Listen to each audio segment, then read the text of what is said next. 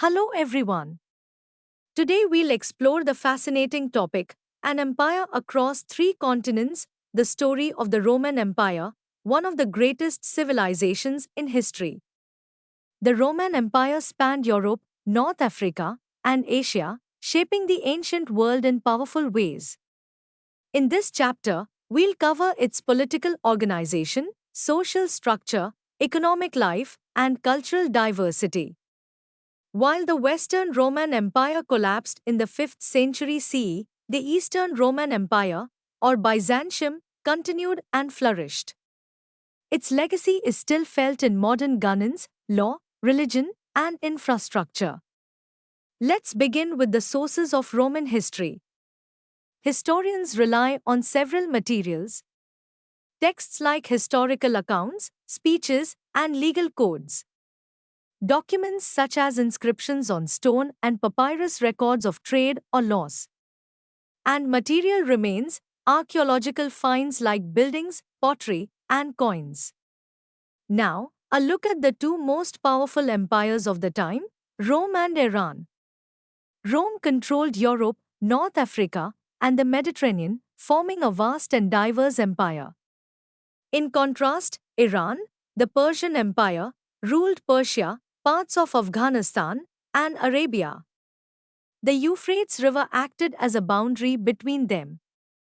Their rivalry influenced trade and warfare across regions. Let's now understand the phases of the Roman Empire. The early empire, up to the 3rd century CE, was marked by political stability under Augustus, with territorial expansion, strong trade, and well-developed cities and roads. Later, in the late empire period, crisis took over. There were internal conflicts, weak rulers, economic decline, and invasions. Eventually, the empire was divided into eastern and western halves. In Roman politics, there were three key players. The emperor, who held absolute power and commanded the army. The Senate, a council of wealthy aristocrats who advised the emperor. And the army, which maintained order, protected borders, and at times even chose or removed emperors. The Roman army was highly professional. Soldiers were paid, served for 25 years, and often received land after retirement. The army also played a major role in political struggles, especially during times of instability. Succession to the throne was not always peaceful. While family inheritance and adoption were common, like Augustus adopting Tiberius, the army often influenced succession. This sometimes led to civil wars and assassinations. How was such a vast empire administered? The Roman Empire was divided into provinces, each governed by Roman officials with help from local elites. Major cities like Carthage, Alexandria, and Antioch became hubs of administration and commerce. Roman law was applied across the empire for consistency. Roman cities were self-governed, with a magistrate and a city council. Even villages could be upgraded to cities with imperial approval. Cities were centers of governance, trade, and culture. Living in a Roman city had its perks. There was better access to food during shortages. Public entertainment like theaters and gladiator games. And amenities such as public baths, temples, and markets. However, the 3rd century CE brought a major crisis. The Sasanian dynasty, Iran, expanded towards Roman territory. Germanic tribes attacked the northern frontiers. Weak leadership led to 25 emperors in just 47 years. Heavy taxation and economic decline worsened instability. Let's now understand gender, literacy, and culture in Roman society. Families were typically nuclear, and slaves were considered part of the household. Women had limited legal rights, they could own property, but remained under male guardianship. Marriage was arranged, though divorce was allowed. Women in wealthier families enjoyed more influence and freedom. When it comes to literacy, the city of Pompeii showed high levels, with graffiti, signs, and public notices everywhere. Latin and Greek were the official languages. Soldiers and merchants were more likely to be literate due to the nature of their work. Culturally, Rome was diverse. Multiple languages, religions, and traditions coexisted. Greek influence remained strong in the East.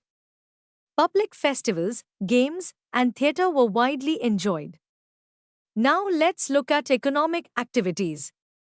Wheat and wine were major trade goods. Spanish olive oil dominated the market. Well-built Roman roads and sea routes expanded trade across the empire. When it came to labor, slavery declined over time. Wage labor became more common, especially on large estates. Many workers were tied by debt contracts, creating long-term dependence. Roman society had a clear social hierarchy. At the top were senators, wealthy landowners, and aristocrats. Then came the equites, or knights, mostly traders and business people. The middle class included bureaucrats and skilled workers.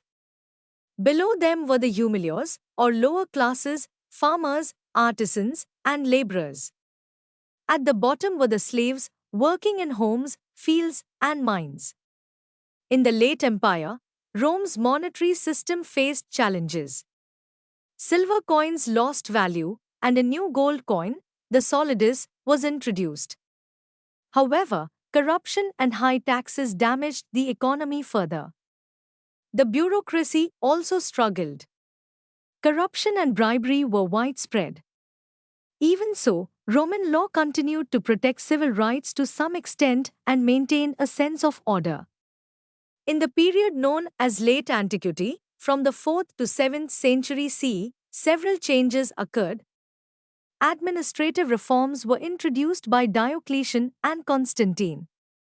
There was economic expansion through trade and new technology. Religion shifted as Christianity rose to prominence. Emperor Diocletian made key administrative changes. He abandoned weak territories to protect strong borders, reorganized provinces, and separated military from civil powers. Emperor Constantine made major innovations. He introduced the solidus, a stable gold coin. He founded Constantinople as a second capital. He strengthened the empire's military and administrative systems. There were also big changes in economic life. Investment increased in agriculture, trade, and industry. Long-distance trade revived, and new technologies like screw presses and water mills boosted productivity. In religious life, major shifts occurred. Under Constantine, Christianity became the official religion. Traditional pagan practices declined. Later, in the 7th century, Islam emerged, reshaping the religious landscape across the Mediterranean. Eventually, the Roman Empire declined. The empire split permanently into Eastern and Western halves.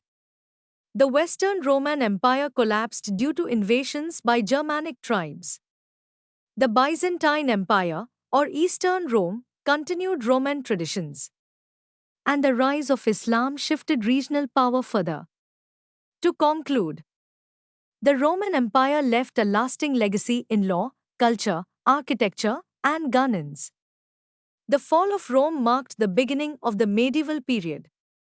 The Byzantine Empire preserved and continued Roman traditions. We hope that you have understood the topic. To watch more videos and study effectively, check out the Eduref app and website.